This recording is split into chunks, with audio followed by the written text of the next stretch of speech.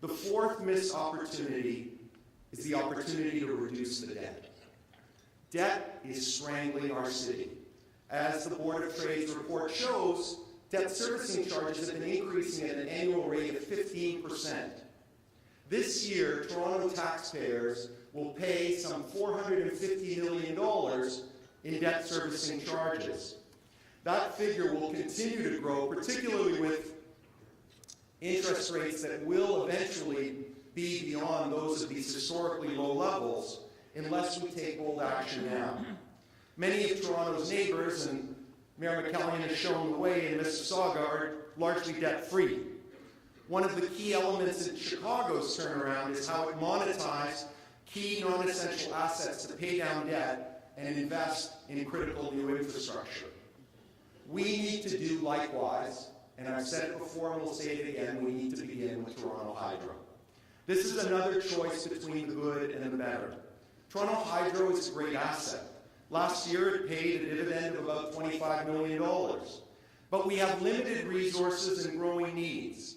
Distributing electricity is not a core city responsibility.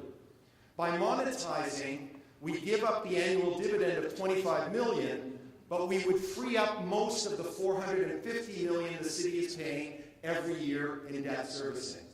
That sounds like a very, very good deal to me.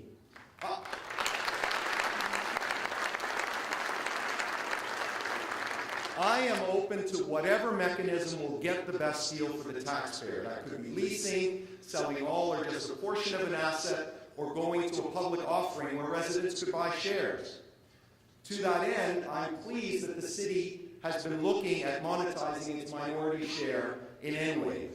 But I'm concerned that a lot of the chatter has been about the proceeds being used to fund operating expenses as opposed to paying down debt. That would just be poor management. A Rossi administration will review every non-essential city asset and put every penny realized for monetization towards debt reduction. Once free of debt, further gains will go into a new strategic infrastructure fund to guide and provide for future investment in transit and other strategic needs. We need to convert less strategic assets into debt reduction and more strategic assets. It's the only way we'll be able to pay our way.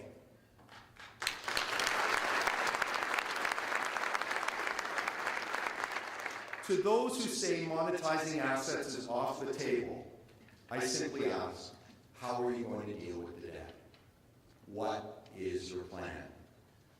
And when, Mr. Smitherman, will you reverse yourself on this issue and come into agreement with me and your colleagues at the province of Ontario who are also pursuing asset sales? Finally, the recent budget missed an opportunity to speak frankly about the TTC. It has been a rough few months for the TTC, and it's clear that without some changes, the next few years stand to be even rougher.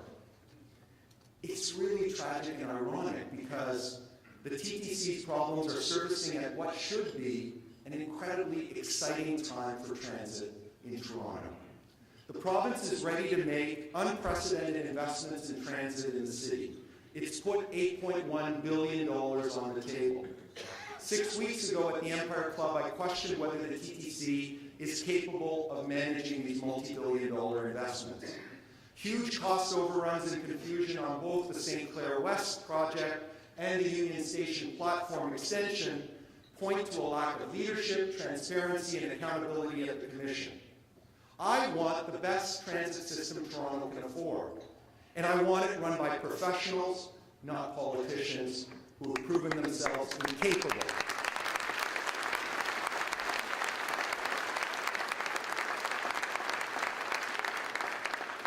We, all of us, and me foremost among us, want to ride the wave of the province's renewed interest in transit.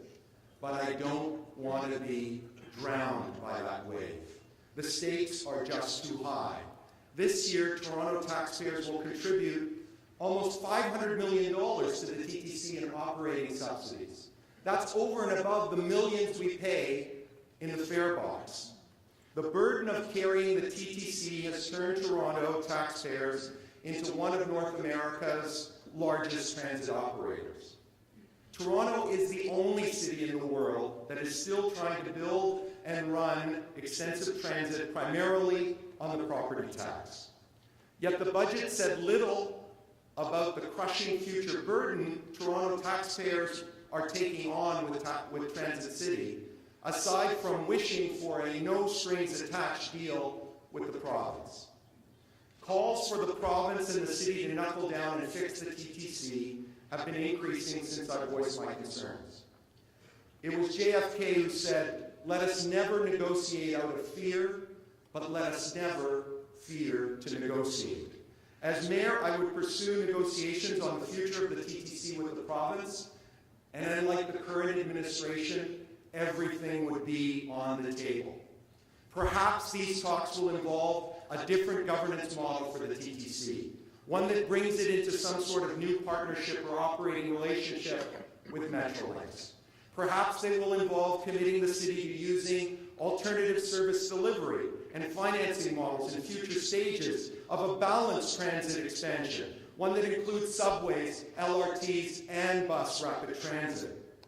I believe that somewhere in between the extremes of just give us more money and go away, which ain't gonna happen, or take this whole mess off our hands, is a solution that will serve both the province's interests, the regional transportation interests, and our fiscal problems.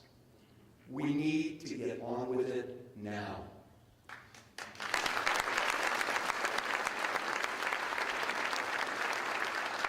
Today I've talked about making this our last budget crisis and taking our first steps towards becoming a great city once again.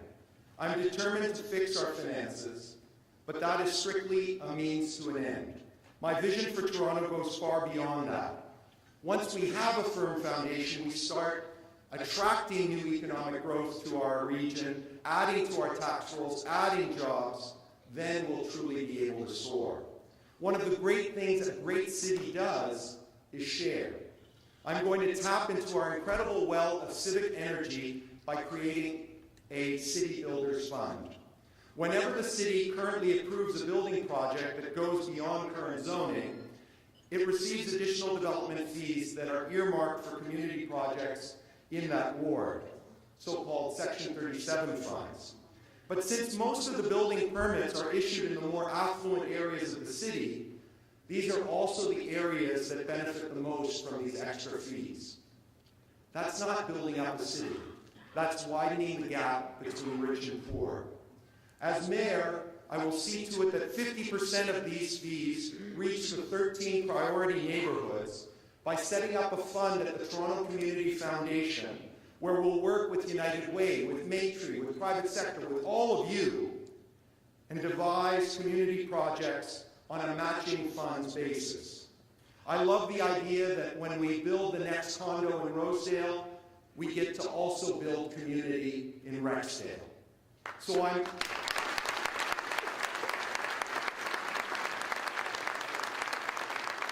I am calling on all hands, union and management, faith-based communities, captains of industry, drivers of innovation, community activists, block parents, and I'm calling on you in this room, each and every one of you, to step up and help strengthen these priority neighborhoods.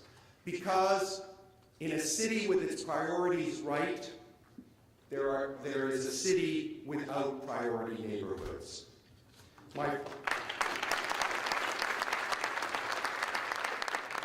My friends, more than half the people in our city have come here from somewhere else. Many of these newcomers have never truly known a city of the possible. Too many have never really been asked to put their stamp on the city. They have never really thought of themselves as city builders until now. Now there is a campaign and a candidate inviting them to help take Toronto to the next level. And as much as you've done on behalf of the city already, you need to do one more thing. Get involved in this election. If you want to dream again, make sure you vote on October 25th. We can take back our city and move it not right, or left, but forward. We can build bridges to our future. I've said 2003 ended up being an election about stopping a bridge. 2010 has to be an election about building bridges to the inner suburbs, about building bridges to the region, about building bridges to the communities in business, about the ethnocultural communities. We can build bridges to our future. We can start today to lay a firm foundation because, my friends, tomorrow needs us. Juntos, insieme, ensemble, olimasi, together for a better Toronto. Now, thank you.